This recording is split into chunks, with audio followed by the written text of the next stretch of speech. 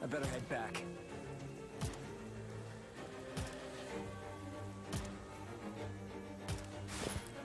I'm out of here.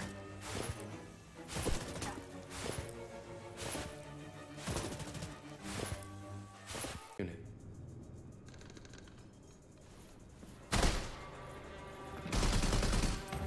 Safety's off!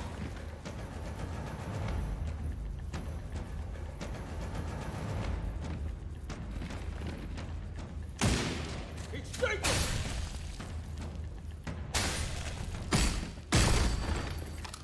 Got him. Owned him. Heck W. Yo guys, what is up? Max on a Redfall video, and today we're talking about if Redfall can be saved. And unfortunately, the answer to that may very well be no. I got to play this game a few months ago for one story mission. I got to play one mission, and in that mission, I noticed the bad performance, the AI, and the gunplay was a little spotty, but I thought the rest of the game would come together. I was excited to explore the open world. I was excited for the story of the game, and so many of the issues all together in this game have just made it fall very, very flat, unfortunately. If you've been on the internet the past 24 hours, you've probably seen some of the reviews. And a lot of these reviews are very accurate and fair criticisms of this game. This game, if you've played it, just feels like it wasn't ready to be released. There's so many underbaked ideas and confusing decisions, and it doesn't really do anything better than any other games in its genre. Sometimes it's hard to tell who this game is even for. However, in my time playing it, I have had fun on the game, and so I wanted to talk about if there is a way to bring this game back, like so many other games have had. Cyberpunk 2077, Fallout 76 is a Bethesda game. This game is under Bethesda's umbrella, and it's kind of having a similar launch to Fallout 76. Battlefield 2042, No Man's Sky. There's so many games that have made massive comebacks, and while it does seem pretty far for this game, I genuinely think that there is a road back, and I wanted to talk about what this game needs to improve in order to start that pathway back and just become a better video game. Hope you guys enjoy the video. Let's get right into it. So Redfall first caught my eye when I saw that it was a looter shooter, and I saw that the weapons had randomized perks on them and rarities, and there was legendaries. And one of the legendaries that I used in my time playing it in New York had a strong synergy with my abilities and my class, and all of that is very absent from the full release product. Now, the only thing that makes this game a looter shooter is that the weapons have colors. Genuinely. So let me break this down. There are 2 damage perks on all of the weapons that you can find in the game that are of white, green, blue, purple rarity, and even on a lot of legendaries, there's 2 different damage perks that you can get to decide between either more damage on headshots or more damage. You get things like this weapon deals an extra 20% damage, or you get things like this, headshots with this weapon deal an additional 50% damage. There are some legendary weapons that have like a neat trait, such as bullets from this weapon can kill vampires when not petrified, things like that. But most of the time in this game, you're just equipping the weapon that is the higher level. It hardly ever felt like I was making interesting decisions or having to like closely compare guns. It very much feels like baby's first kind of looter shooter or looter shooter light. And I would love for some more stats, some more mods on weapons that would be more tailor-made for the different classes that I could synergize with, because in addition to not being able to make any decisions really on your weapons, because they're all pretty samey, you can't really make any decisions in your skill tree either. When I first saw these skill trees, I was excited for them. I saw some different ways to augment your skills and improve upon them. You've got passives, you got quality of life stuff, but these skill trees are just an illusion of choice, which is really frustrating. So this is my capstone, Unkindness, and it says skill locked requires Deadeye. This skill, I have to get this skill. I have to get all of these skills. I have to get everything on the row connected to it. And this is connected to this. And so I was thinking I would just go up one way, like go up one way and go across and unlock all of these things and then get my capstone. Well, that's not how it works. In order to unlock any of the skills in the tier 2, you have to get their tier 1. So even though this is connected to this skill, Deadeye, I have to unlock Early Bird before I can do that. What this means is that in order to get the capstones in these skill trees, you need to get every single point in the skill tree. There is no branching or no decision making to be made. You obviously get to pick what you put points into first, but at the end of the day, every single Jacob, every single Defender will look the exact same because they will have every single skill point into every single node in the skill tree, because that is your only option, and I think that is a big issue. Regardless of what genre this game is in, having skill trees with 0 player choice is just bad design. Games that aren't based off of build diversity or creating your character as much, like God of War, like Assassin's Creed, still have meaningful decisions in what you want to focus on that increase replayability because there's different ways to play the game. There isn't different ways to really play Jacob or Defender because every time you play through the character, you have to spec everything if you want to go down the tree, and that's just bad game design.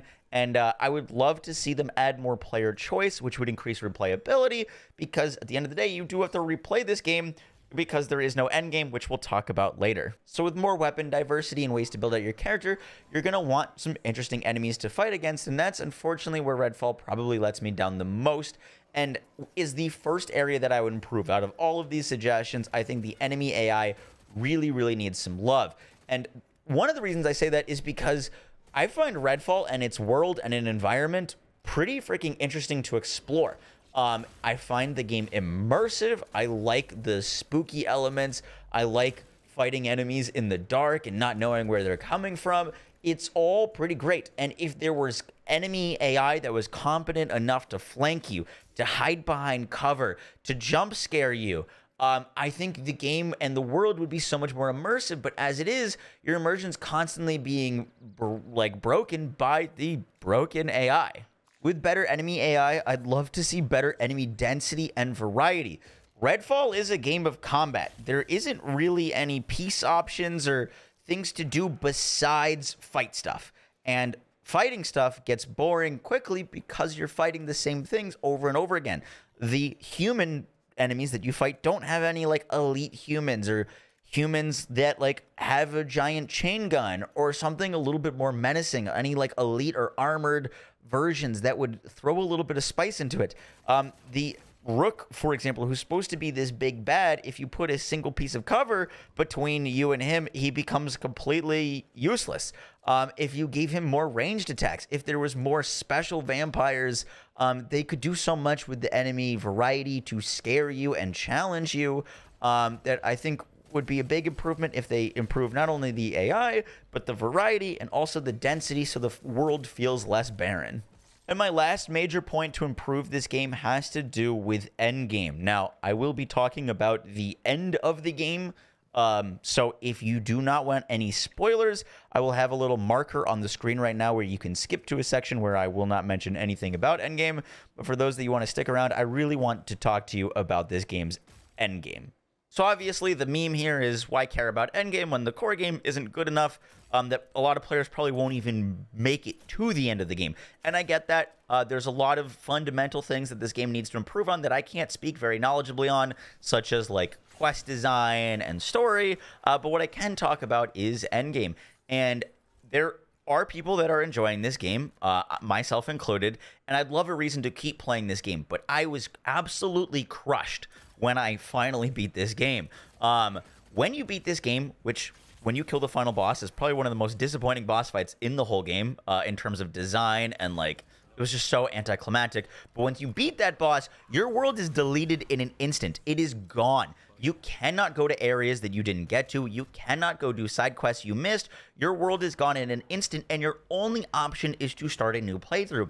And in that new playthrough, or your like continued new game plus, which you do unlock a new difficulty, Eclipse difficulty, there is no new enemies, there are no new weapons, and there's just no reason to keep playing besides leveling up your character more, which is like just a big issue because there are people that are going to be enjoying this game, and there are new characters coming to this game, and I would love a reason to keep playing this game, and it's just doing the game itself a disservice by not letting players that are completionists keep playing in their world that they've been working on for the past 20 plus hours. You can't go back to that world. You do not have an option, and there's no reason to keep playing in a new world because there's nothing new there for you.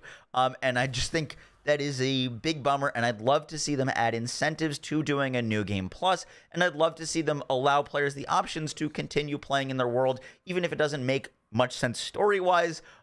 Just a way to keep exploring and get those last things up before your world is completely deleted. Overall, I enjoyed exploring Redfall's world. I enjoyed the dark, spooky vibes and the military immersion kind of shooter nature that the game brought. I think this game did some things well, but just not well enough, and other things fell pretty flat. And I think if they focus on what could make the core of this game better, aka improved looting, improved shooting, better enemy AI and density and variety, and improved the reason to play the game once you beat it, I could see this being a real interesting entry into this kind of open world looter shooter genre that this game is in right now. The question is, will Arcane put in the work to fix this game? I think they absolutely will try. We'll see how it pays out. I know that they have plans for DLC characters, so they are going to be fixing up this game before those DLCs launch, as I'm sure they have to deliver on those promises. But it's unfortunate to see a game that has so many cool ideas fall this hard, and I do hope that Arcane can turn it around. Guys, that is going to do it for the video. I hope you enjoyed. Let me know your thoughts on the game, and if you think they should and will turn this game around like so many other games before it. It's just a little bit of an unfortunate state that we're in right now with AAA gaming, with launching unfinished products and then kind of finishing them a year later. I'll catch y'all in the next one, guys. Take care. Peace.